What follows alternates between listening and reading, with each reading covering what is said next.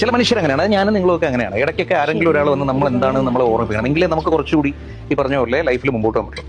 നിങ്ങൾ ആരാണ് മുതലെന്നാണ് നിങ്ങളുടെ ധാരണ.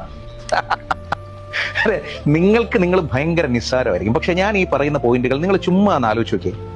മുൻപ് കഴിഞ്ഞു പോയ ഒരു കൊല്ലത്തിന് മുമ്പ് ഇതേ ദിവസം നിങ്ങൾ എന്ത് ചെയ്തുകൊണ്ടിരുന്നോ അതിനേക്കാൾ എത്രയോ മുകളിലാണ് നിങ്ങളുടെ ചിന്തകൾ, നിങ്ങളുടെ പ്രവൃത്തി പഥം, നിങ്ങൾ ഇപ്പൊ കടന്നു പോയിക്കൊണ്ടിരിക്കുന്ന ഒരു സർക്കിൾ ഒക്കെ കഴിഞ്ഞ വർഷത്തെക്കാൾ നന്നായില്ലേ? എങ്ങനെ നോക്കിയാലും കഴിഞ്ഞ വർഷം നിങ്ങൾ നന്നായി ചെയ്തതിനേക്കാൾ വളരെ നന്നായി നിങ്ങൾ ചെയ്യുന്നുണ്ടാവുള്ളൂ. ചിലപ്പോൾ നിങ്ങൾ വേറൊരു മേഖലയിലേക്ക് മാറിയെന്ന് വരാം, ചിലപ്പോൾ മറ്റൊരിതുണ്ട്, എന്തെങ്കിലും ഒരു പ്ലസ് നിങ്ങൾ ഇതിന് ഗെയിൻ ചെയ്തെടുത്തിട്ടുണ്ടാവും. നിങ്ങളുടെ സർക്കിളൊക്കെ ഒന്ന് കുറഞ്ഞു, അതായത് ആവശ്യമില്ലാത്ത സൗഹൃദങ്ങൾ, ആവശ്യമില്ലാത്ത ബന്ധങ്ങളെല്ലാം പോയി കഴിഞ്ഞ വർഷം വെച്ച് നോക്കുമ്പോൾ ഇത്തവണ നിങ്ങൾക്ക് കുറച്ചുകൂടി ക്ലോസ്ഡ് സർക്കിളാണുള്ളത്. നിങ്ങളുടെ സുഹൃത്തുക്കളുടെ എണ്ണം കുറഞ്ഞു, കുറച്ചുകൂടി ഹെൽത്തി ആയിട്ടുള്ള റിലേഷൻഷിപ്സ് ആണ് നിങ്ങൾക്കുള്ളത്.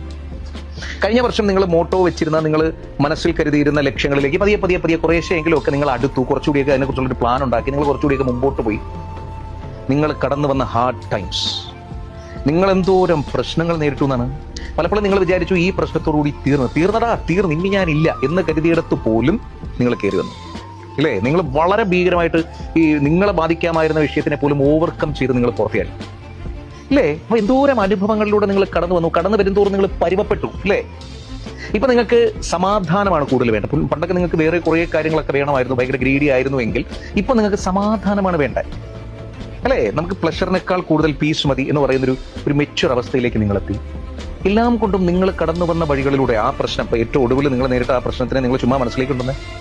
അയ്യോ, നിങ്ങൾ തന്നെ കരുതിയിരുന്നോ ഞാൻ ഇതിനെ ഓവർകം ചെയ്യുന്നില്ലല്ലോ, പെട്ടു എന്നല്ലേ വിചാരിച്ചേ? അവിടെ നിന്ന് ഓവർകം ചെയ്ത് വന്നെങ്കിൽ ഇനി അങ്ങോട്ട് എന്ത് ചെയ്യാൻ പറ്റില്ല എന്നാണ്. അതാണ് ഞാൻ തുടക്കത്തിൽ പറഞ്ഞത്, നിങ്ങളൊരു ചെറിയ മുതലെന്നല്ല, അസാധ്യ മുതലാണ്.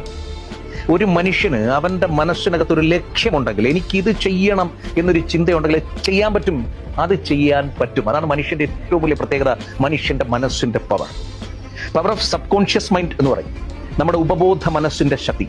ഒരിക്കലും നിങ്ങളെ കുറച്ച് കാണരുത്.